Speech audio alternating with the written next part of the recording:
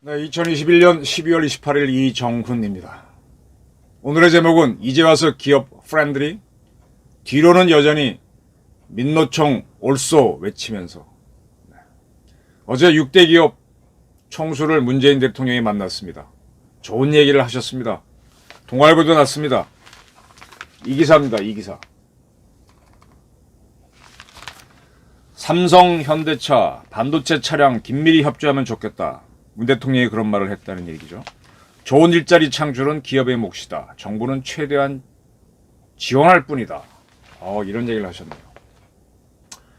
우리 기업은 이미 전문 인력 양성을 위해 많은 역할을 해왔다. 삼성은 인재제일이라는 창업주의 뜻을 이어 최고 능력을 갖춘 삼성인을 배출해왔고, 현대자동차는 H모빌리티 클래스 같은 교육기회를 마련해 글로벌 인재 양성에 최선을 다했다. 이렇게 칭찬을 했습니다.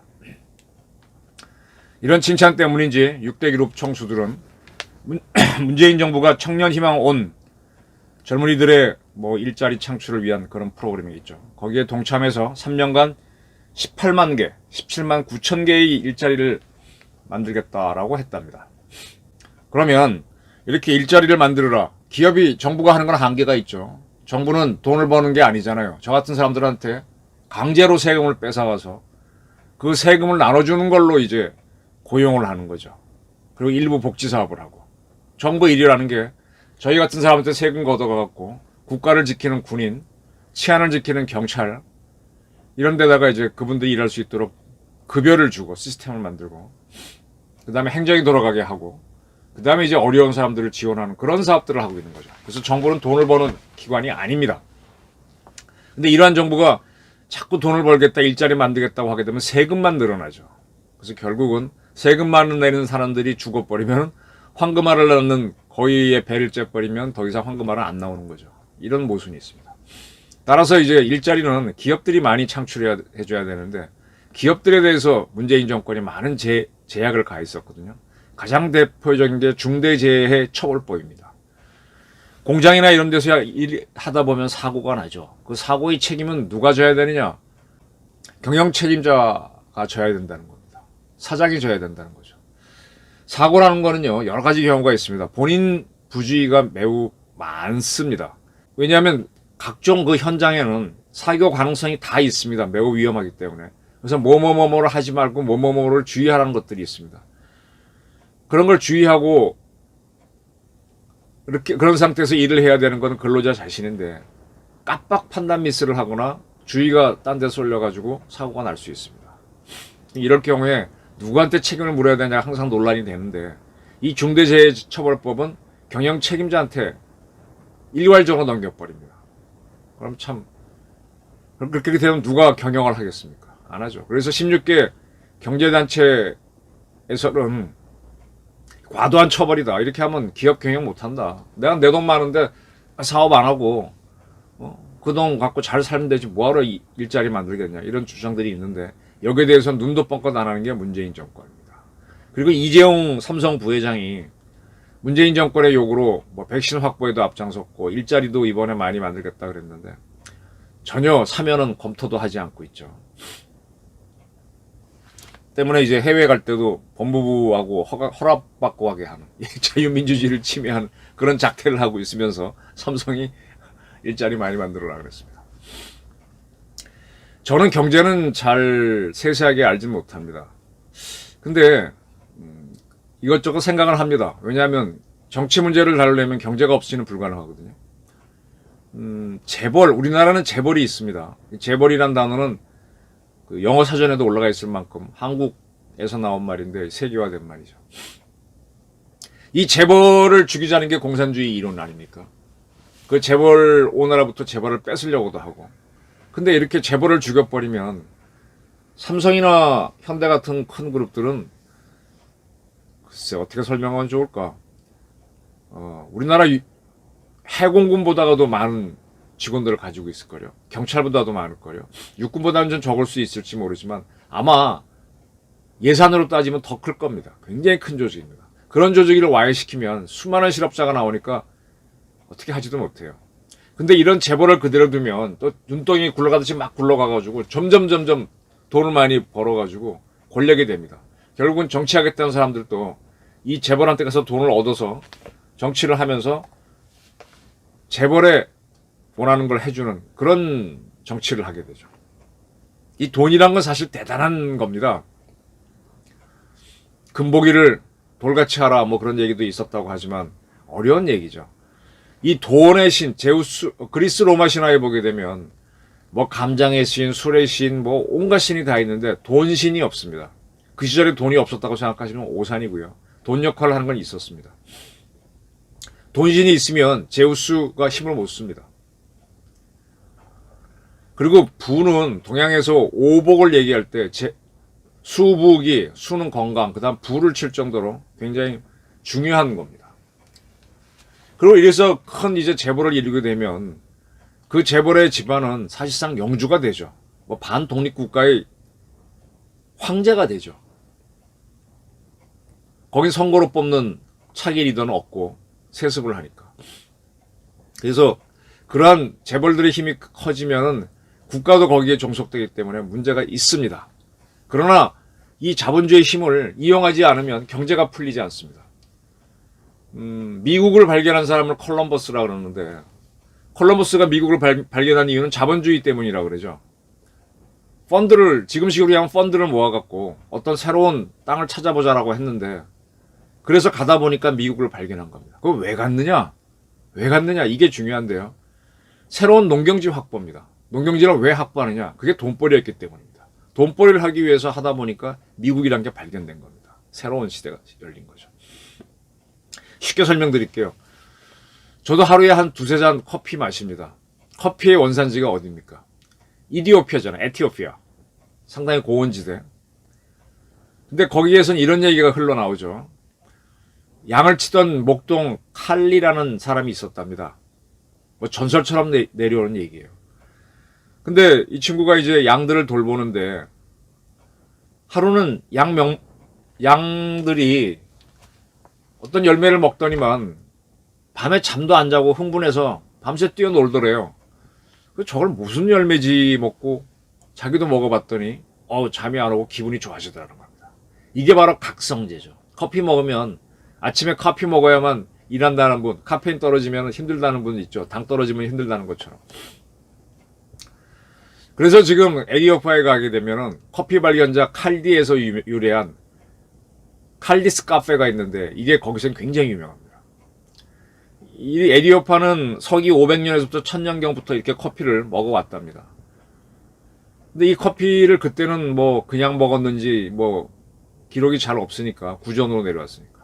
근데 이런 것들이 유럽으로 흘러가서 이 성직자들이 먹게 됐습니다. 왜냐? 그들도 구도하다 보면 잠이 오고 하니까. 뭐 고등학교 때 좀 공부하시려고 약 드신 분들도 있지 않습니까? 저는 약 먹고 공부를 하진 않았지만은 안 자려고 애는 많이 쓰잖아요. 안 자기 위해서 약을 먹었던 사람들이 이 구도자들이 있었던 모양입니다. 근데 이 사람들이 이 커피의 열매를 먹으면서 이거 먹다 보면 중독되겠구나. 지금 시기면 중독이지만 옛날에는 이게 악마의 열매일 수도 있다고 해서 불에 던져버렸어요. 근데 불에서 타고 나온 그 콩에서 그걸 갈아서 물을 내려 먹으면 더 맛있는 겁니다. 향기가 나고. 이게 이제 현대판 커피 시작이죠. 여기서 나온 것이 이제 여러분들 많이 아시는 아라비카 커피겠죠. 이런 커피를 재배해서 팔면은 돈을 번다는 건 알았어요. 근데 에디오피아에서만 키울 줄 알았는데 다른 데 씨를 갖고 심어보니까 됩니다. 지금 여러분들 뭐 루아 커피 그래서 인도네시아에서 사양 고양이가 변해서 나온 커피콩 갖고 끓인 게 제일 맛있다. 또 남미의 무슨 뭐 콜롬비아 커피다. 하와이의 코나 커피다. 이게 뭡니까? 에디오피아가 원산지인 커피 씨를 세계로 갖고 나가서 대항해 시대 때 거기 심어보니까 잘 자라거든요. 그래서 갖고 와서 유럽에 수출하면서 돈을 번 거죠. 그렇게 해서 새로운 커피가 키울 만한 데를 찾다 보니까 콜럼버스처럼 새로운 땅을 농경지를 찾아 나가는 펀드가 모이고 그게 자본주의가 되는 거지 않습니까? 커피와 비슷한 사례가 요즘은 아무것도 뭐 별로 치지도 않는 후추입니다. 후추는 아마 중국 남부가 원산지일 텐데 후추를 이 고기가 좀 지나면 상하잖아요. 냉장고가 없을 때니까. 근데 그걸 처먹으면 좋다 그래서 후추 씨를 갖고 와서 어디 심을까? 인도에 심자. 인도가 굉장히 유명해졌죠. 그래서 새로운 인도를 찾기 위해 서쪽으로 가다가 발견한 데가 서인도, 콜럼버스. 그래서 후추도 퍼졌고. 차도 중국에서 주로 유행했는데 이 차를 먹으면 그 당시에는 굉장히 기분이 좋았거든요. 그래서 차를 심을 만한 데를 찾다 보니까 플랜테이션, 아주 새로운 땅이 필요했던 했던 것이죠. 그래서 그쪽에 가서 자기들이 심다가 하나만 심는 거죠. 필요한 농작물. 후추만 심거나 차만 심거나 커피만 심거나 아니면 파인애플만 심거나 단장 농업을 플랜테이션이라고 그러잖아요. 그걸 하기 위해서 노예를 고용하는 거고. 이게 이제 식민지의 시작인데 식민지 할 뜻은 없었어요. 그냥 농사나 지어서 빠져나오려고 그랬고 주인 없는 땅이니까. 근데 나중에 거기서 반란이 일어나고 하니까 그걸 제압하기 위해서 군대가 오라라고 하면서 정치적으로 지배하면서 식민지가 된 거죠. 그래서 유럽의 조그만 나라들, 네덜란드도 아프리카에 뭐 동남아시아에 자기 영토의 몇 배가 되는 식민지를 갖게 되고 영국도 그렇고. 그러면서 이제 제국주의를 갖다가 그게 제국주의끼리 싸운 게 1차 대전이 되는 거죠. 자, 이렇게 시작된 대항해와 같이 열린 자본주의 덕택에 사람들은 맛있는 걸 먹고 또 가난을 해결하고 가난을 해결되니까 인구가 늘어나서 잘 살게 되었죠. 그러나 한편으로는 평등한 부는 만들 수가 없죠. 그 위험을 하이 리스크를 무릅쓴 사람만 많은 페이를 받는 하이 리턴이 되다 보니까 부익부 빈익빈이 일어난 겁니다. 근데 이렇게 돈을 많이 벌어온 기업들이 있는 데서는 나라가 번창하죠. 왜 세금을 거둘 수 있으니까. 그렇지 못하면 나라가 또 초라해지고. 근데 그 재벌이 너무 커지면 국가가 또 약해지니까 둘 간의 긴장도 있고. 그렇게 하면서 이제 사회가 정치 경제가 발전해 온 거죠. 이렇게 자본주의가 승하면서 새롭게 뭘 할 수 있다라고 하려니까 기존 틀을 깨야 되니까 발상도 자유롭게 하고 새로운 시도를 하다 보니까 자유가 중요하다 이렇게 되는 거죠. 근데 그게 아닌 사람들은 뭐예요? 내 입에만 들어가게 중요한 거니까 이제 고민을 하는 거죠. 자유가 중요하냐 빵이 중요하냐. 이러다 보니까 이 도전을 못하는 사람들도 있고 실패한 사람들도 있고 그런 사람들은 사회에서 하위층으로 떨어지다 보니까 그분들의 생계가 어려워지니까 그 사람들을 위한다는 정당이 나오면서 프롤레타리아를 위한다는 공산주의가 등장하는 거죠.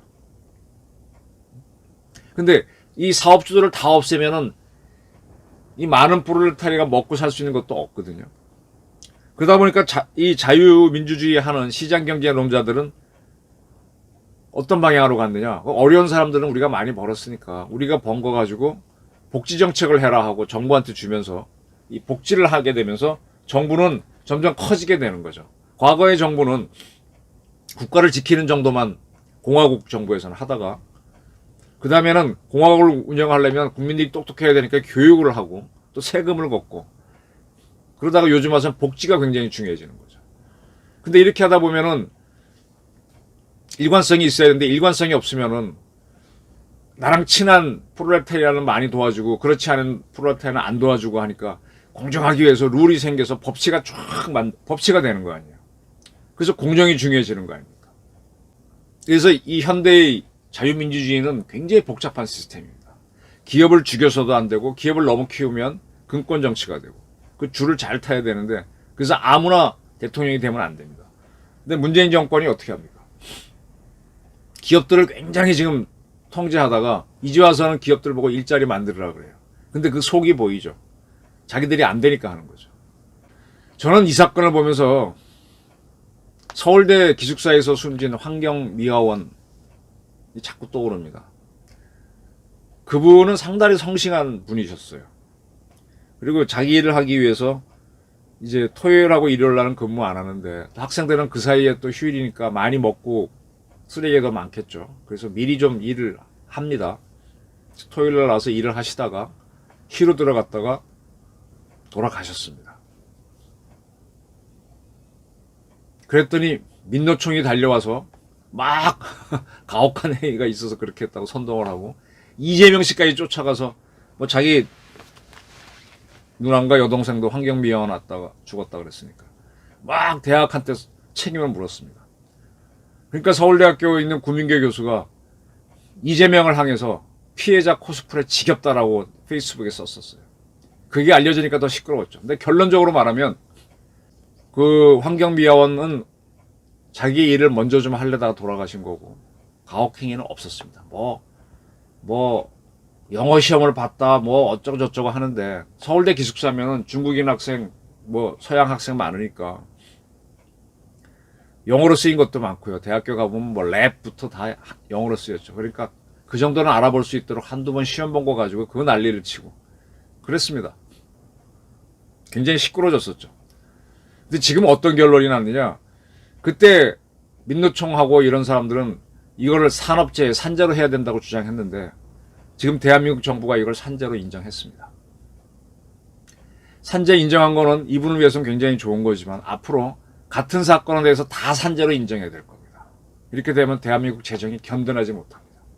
두 번째, 이 구민교 교수가 썼던 걸 가지고 환경미화원을 향한 것이다 라고 해서 또 들고 일어나서 시끄러웠어요. 서울대 인권센터에서 조사를 했습니다. 결론은 아니다. 그렇다고 이재명을 향한 거다고 명확하게 말도 못해요. 서울대도 진짜 배심 없어요. 아유, 알아서 깁니다. 알아서 겨. 국립대라서 그런가. 자, 이런 식으로 어떻게 보면 황금률이죠. 어려운 돌아가신 환경미화원을 위해서는 이렇게 해주고 구민교 교수는 다르게 판단해주고. 근데 이런 식으로 하게 되면은 지금 당장은 모면하지만 앞으로 똑같은 일이 났을 때 이렇게 한다 그러면 못 견딥니다. 지금 문재인 정권이 기업에 대해서 하는 게 바로 이런 겁니다. 기업들한테 고용을 하라 그러면 기업들한테 고용할 만큼 뭘 줘야죠. 근데 그건 하지 않고 고용을 늘리라 그러면 앞에서 예하지만 돌아서면 안 하죠. 갖가지 이유는 제가 늘 보게 되면 거부할 수 있는 이유는 만 가지도 될 수 있습니다. 하려고 하는 의지는 한 가지만 있어도 됩니다. 그럼 나중에 문재인 정권은 자기는 최선을 다했다. 이렇게 얘기하겠죠. 또 선거도 다가오니까 이렇게 하는 거겠죠. 이게 반복이 되면 국가가 힘이 없어지고 트러스트가 없어지는 겁니다. 저는 이런 거 보면 상당히 역겹다라는 생각이 듭니다. 이러한 정치인들이 나오지 말아달라. 그럼 과거는 어떻게 했냐? 제가 보니까 박정희 전두환은 경제를 하려면 기업들이 뛰어야 된다. 본인이 뛰는 것도 한계가 있잖아요. 뛰게 합니다. 뭡니까? 기업들이 원하는 특혜를 줘요. 특혜를 주고 뭘 받아요? 돈을 받죠. 비자금을 많이 받죠. 그럼 본인만 받습니다. 딴 사람들이 받으면 다 첩니다. 그리고 그 돈을 갖고 자기 정권 유지하는 데 씁니다. 정권을 유지해야만 정책을 유지하니까. 권력을 유지하는 데 쓰긴 썼지만 국가를 발전시키는 쪽으로 간 거죠. 이게 부정부패다 그래서 들고 일하는 게 이 정권인데 그거는 안 받겠죠. 그러면 기업들한테 룰대로 공정하게 해주면 되는데 공정은 지금 안 하잖아요. 노동자 프렌들리로 가지 않습니까? 말로는 기업 프렌들리라고 하면서. 노동자만 위하게 되면은 노동자들은 모든 책임을 전가할 수 있잖아요. 그래서 이제 박정희 전두환식으로 권위주의 정권도 안 되고 공산주의 스타일도 안 되고 그래서 법치를 얘기하는데 문재인 정권은 이걸 안 가는 거죠. 이게 문제입니다. 기업들이 스스로 뛸 수 있도록 여지를 만들어주고 어겼으면 치고 이렇게 가야 되는데 그냥 다 붙잡아 놓고 기업들로부터 많은 세금, 거기는 뭐 종부세 이런 거는 그냥 다 걷어들이죠. 그 세금으로 저기다 자기네가 이제 나눠주니까 표 받는 데는 유리하죠. 근데 경제는 잘 일어나지도 않고 그리고 와서는 기업 보고 일자리 늘리라 하고 국민들한테 생색을 내고 이런 정치는 사라져야 됩니다. 저는 이재명 씨가 이걸 반복할 것 같아서 매우 염려스럽습니다. 우리 문재인 정권 5년이 가도 아직 이 모양입니다. 또 이러한 정권을 또 만드실지 잘 판단하시기 바랍니다. 경청해 주셔서 감사합니다.